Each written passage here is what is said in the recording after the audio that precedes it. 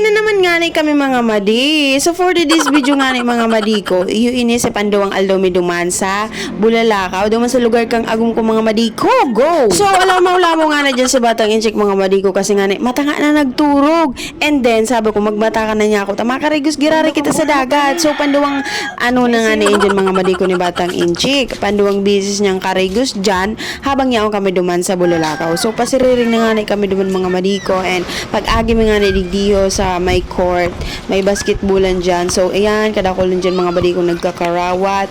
And then, mahiling dyan mga badi ko sa likod ang view as in mataas. Ang, ano dyan, ang, ano yan, ang bukid, mga kabukidan. And then, ayan, sa baba kayan, may mga harong and yan, dagat. Tapos, dyan nga, nag-aagi, pasiring dun sa Parugkan. And, ngunyan mga badi ko, hali sa Parugkan, pasiring sa Bulalakaw, dyan sa barangay na iyan, kang agum ko, igwa naman tinampo. So, pwede ka naman magmotor. And, sasakyan, nakakalaog naman, pero masakit. Para sa kuya. Pero para sa naman siguro, kasi, syempre, matitiribay man baga mag-drive ang mga may sasakyan. So, kaya naman hindi yan. So, naalala ko lang mga madiko, may isi-share lang ako sa Indo. Kang akit ako, siguro, when I was elementary with my cousin, naalala ko lang, nag-anuhan kami, nag-istoryahan kami. I-share ko lang sa Indo mga madiko. Kasi may man ako ibang may share about digdi sa presentasyon. Yes, presentasyon. Kasi mga madiko, kadto yung nagkakawat kami kang pinsan ko. Tapos hindi kaming basa. Then, sa kalendaryo baga mga madiko, minsan may mahiling ka dyan ng mga naka-indicate ng mga lugar, kang province na kung naisain ka. So, itong kalendaryo na to yung mga madiko na naalala ko, gabos na probinsya na iguig di sa Camarines Sur, nakalaog duman sa kalendaryo na to. And then, nabasa ko, tigparabara sa ito kang pinsan ko. So, nabasa ko, ang presentasyon. Sabi ko niya ko, dahil ko ini mga madiko maalingaw-lingawang kasi ang presentasyon, pangalan kang lula ko. Ang pangalan kang lula ko, presentasyon, sabi ko, may lugar mo pala niya akong, may presentasyon man pala niya ako na, ang pangalan, ano yan? Yes, tama mga madiko. Sabi ko sa sadero ko kadto, and sinabi ko sa pinsan ko na niya ko, may presentasyon man pala niya ako na lugar.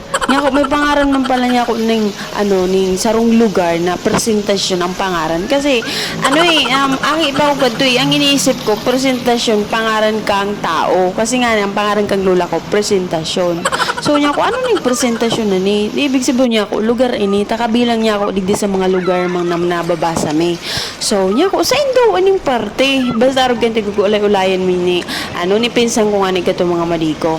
Then, nagsubang, so pinsan ko, sabi niya, tapos nga, taga dyan nga ang maago mo, Tapos sabi ko man niya ko, hindi ka daw niya ako, di ko nga niya ako, arong kung sa inya ko yan, ibig sabihin niya ako, arayuon niya ako, tadeta nga niya ako, nadadagog digdi sa mga katawuhan. Sabi ko niya ako, baka daiman, arong kayo mga madiko. So, yun, di ko talaga tumalingawan, and iyan mga madiko, na istorya ko na yan sa agum ko, kasi di ko talaga yan malingawan. So, ngunyan, naisip ko, sabi ko niya ko, hanip na to, diba? Tapos talagang, ngunyan, na-realize ko na, naagum ko talaga taga-presentasyon. Akalain mo to, diba?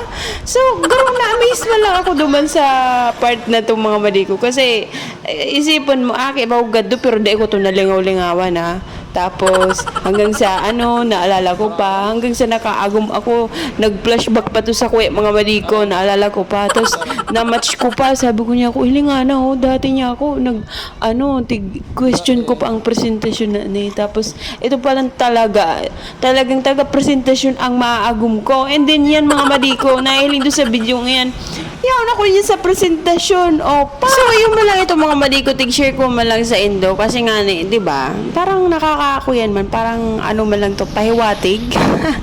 Pahiwatig man sa kuya. So, panahon. So, yun na to mga madiko. Tapos na nga ako sa Indong istorya. So, siguro may naman ako ibang, may akong maisip ngayon na dakol sa na pili kong ipatara-tara digdi sa kuyang voice over. Siguro mag-music na lang kita. Let's go!